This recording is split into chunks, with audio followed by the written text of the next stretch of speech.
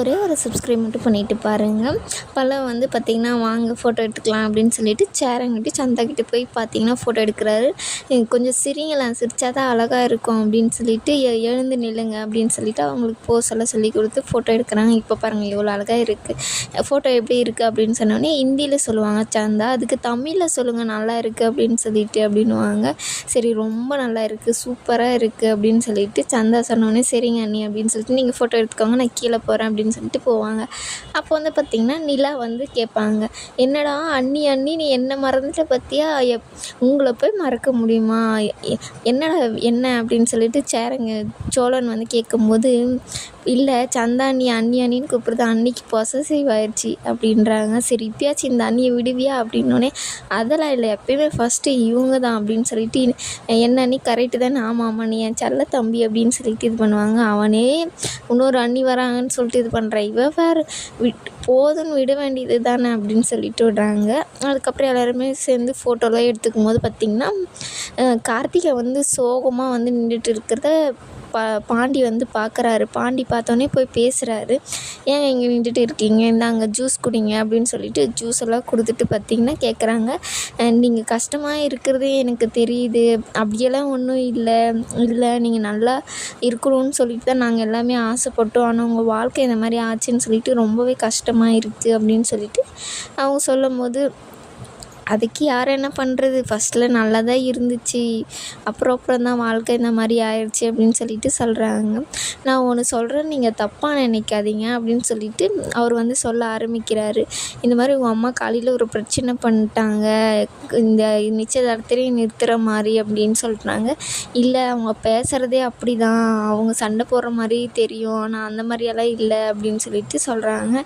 சரி நானும் கவனித்தேன், நீங்கள் இதை ட்ரெயினில் அண்ணன் கூட பேசிட்டு வந்தது, அப்புறம் கார் ஏறும்போது அவரவே பார்த்துன்னு இருந்தது எல்லாமே நாங்கள் பார்த்தோம், உங்களால் எந்த பிரச்சனையும் வந்துடாதுல்லன்ற மாதிரி கேட்குறாரு. ஐயோ என்னால் ஒன்றுமே ஆகாது, அந்த மாதிரி நான் நினைக்கல, யார் யாருக்கு என்ன நடக்கணும்னு இருக்கோ அதுதானே நடக்கும் அப்படின்னு சொல்லிட்டு சொல்கிறாங்க. இல்லைங்க நான் தப்பாக சொல்லலை, உங்களால் எந்த பிரச்சனையும் வேண்டாம், அண்ணனுக்கு இப்போது இந்த கல்யாணம் நடக்கிறது ரொம்பவே முக்கியம் எங்களுக்கு, அண்ணன் ரொம்ப சந்தோஷமாக இருக்கணும், இந்த கல்யாணமாச்சு அண்ணனுக்கு நடக்கணும் அப்படின்ற மாதிரி வந்து சொல்கிறாரு. கண்டிப்பாக நடக்கும், என்னால் எந்த பிரச்சனையும் ஆகாது அப்படின்னு சொல்லிட்டு சொல்கிறாங்க. ஆனால் பாத்தியா என்னை கல்யாணம் பண்ணும்போது உன் அண்ணன் என்னமே பண்ணல, இப்போ சந்தாக்காக சண்டை போடுறாரு, என்னென்ன பண்ணுறாரு அப்படின்னு சொல்லிட்டு சொல்கிறாங்க. என்ன பண்ணல அண்ணன், உங்களுக்காக கோயிலில் எவ்வளோ நேரம் வெயிட் பண்ணிச்சு, உங்கள் அப்பா அம்மா கிட்ட எவ்வளோ பேசுச்சு, உங்கள் அப்பா அம்மா காலில் விழுறேன்னு சொல்லிட்டு இது பிரச்சனை பண்ணும்போது அண்ணன் எனக்கு அந்த நேரத்தில் என்ன முடிவு பண்ண முடியும், நீங்களே சொல்லுங்கள், நான் பாருக்கு இருக்கு மாதிரி ஏதேதோ பேசிகிட்டு இருக்கேன், அதெல்லாம் நடந்து போச்சு, அவங்களுக்கு சந்தான்னா முடிவாயிருக்கு போல் அப்படின்னு சொல்லிட்டு அவங்க வந்து சரி நான் போகிறேங்க அப்படின்னு சொல்லிட்டு அவர் அங்கேருந்து போயிடுறாரு. ஒரு மாதிரி ஆயிரும், கார்த்திகாவுக்கு அழுற மாதிரி ஆயிடுவாங்க. அதுக்கப்புறம் பார்த்திங்கன்னா நடேசன் வந்து சரி நாங்கள் கிளம்புறோம், கண்டிப்பாக கல்யாணம்னால நல்லபடியாக நடக்கும், நாங்கள் போய் ஏற்பாடு பண்ணுறோம் அப்படின்னு சொல்லிவிட்டு அவங்க அங்கேருந்து கிளம்புறாங்க. அப்போ பார்த்திங்கன்னா கரெக்டாக கார்த்தியோட அம்மா வந்து இந்த மாதிரியெல்லாம் எங்கள் வீட்டுக்கெல்லாம் பிரச்சனைலாம் பிடிக்காது அப்படின்ற மாதிரியெல்லாம் பார்த்திங்கன்னா பேசும்போது, அத்தை என்ன சொல்ல வருது தெரியுமா, எங்கள் சேரனுக்கு ஒன்றுனா நாங்கள் வந்து நிற்போம் அப்படின்ற மாதிரி அத்தை மிரட்ட விடுது அப்படின்வாங்க. ஏன்னா சந்தாவோட அப்பா ஃபஸ்ட்டு அப்படி சொல்லியிருப்பார், இந்த மாதிரி எதுனா ஒரு பிரச்சனைனா சொல்லுங்கள் நாங்கள் வந்து நிற்கிறோம் அப்படின்ற மாதிரி சொல்லியிருப்பாங்க. அதனால் இப்போ இவங்களும் அந்த மாதிரி சொல்லியிருப்பாங்க.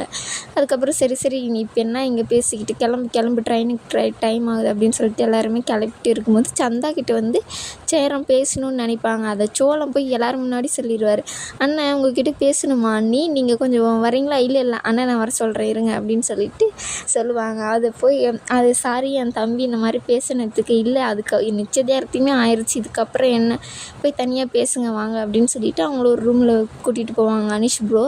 அப்புறம் பார்த்திங்கன்னா அவங்க பேசி இருக்கும்போது அந்த செயின் எடுத்து கொடுப்பாரு, வாங்கிட்டு வந்தார் இல்லையா கால் செயின், அதை வந்து எடுத்து கொடுக்கும்போது எதுக்கு மோதிரம் தான் வாங்கிட்டு வந்திருக்கீங்க, இது எதுக்கு அப்படின்னோடனே, மோதிரம் என்கேஜ்மெண்ட்டுக்காக வாங்கினது, இது என்னோடய கிஃப்ட்டு அப்படின்னு சொல்லிட்டு அதை எடுத்து கொடுப்பாங்க. ரொம்ப நல்லா இருக்குது, சூப்பராக இருக்குது, இதை எனக்கு ஒரு ஃபோட்டோ எடுத்து கொடு அப்படின்னு சொல்லிட்டு சொல்லுவாங்க. கண்டிப்பாக அனுப்புகிறேன் அப்படின்னு சொல்லிட்டு இவங்க பேசிட்டு இருக்கும்போது அந்த பக்கம் பார்த்திங்கன்னா சோழன் வந்து ஃபோனு எந்த சார்ஜர் இல்லை நிலா, உன் ஃபோனை போய் கொண்டு வா போ அப்படின்னு சொல்லிட்டு அனுப்புகிறாங்க. அப்போ வந்து பார்த்திங்கன்னா கரெக்டாக இவங்க 2 பேரும் பேசிட்டே இருக்கும்போது அண்ணன் வந்து அவருக்கு கிஸ் பண்ணிடுவாங்க. அதை வந்து நிலா பார்த்த உடனே ஐயோ அங்கேருந்து ஃபோன் எடுத்துக்கிட்டு ஓடி போயிடுவாங்க. ஐயோ நிலா பார்த்துருச்சுல்ல, என்ன நினைக்க போதா, நம்மளுக்கு என்கேஜ்மெண்ட் ஆயிடுச்சு, இதுக்கப்புறம் என்ன, கவலைப்படாதீங்க, ஐயோ அது போய் தம்பிங்கிட்டலாம் சொல்லிடுமே, ஐயோ ஒரு வெக்கப்படுவார். அதுக்கப்புறம் பார்த்தீங்கன்னா அதை போய் கரெக்டாக இவர் சோளங்கட்டி சொல்லும்போது என்ன ஆச்சு அண்ணனா நிஜமாவா அப்படின்னு சொல்லிட்டு சொல்லும்போது எப்படி பண்ணுச்சு அப்படின்னு சொல்லிட்டு இவங்க பண்ணி காமிக்கும்போது பார்த்திங்கன்னா கரெக்டாக பாண்டி வந்து பார்த்துருவார். ஐயோ ஒரு வெக்கத்தில் பார்த்திங்கன்னா அங்கேருந்து நிலா ஓடி போயிடுவாங்க. ஏன்டா எந்த நேரத்தில் எப்படி வரணுன்னே உனக்கு தெரியாதா அப்படின்னு சொல்லிட்டு அவர் ஒரு அடி அடிச்சுட்டு அவர் அங்கேருந்து போயிடுவார். அதுக்கப்புறம் பாண்டி என்ன பண்ணுறதுனே தெரியாது, ஒரு மாதிரி வெக்கத்தில் நின்றுட்டு இருப்பார்.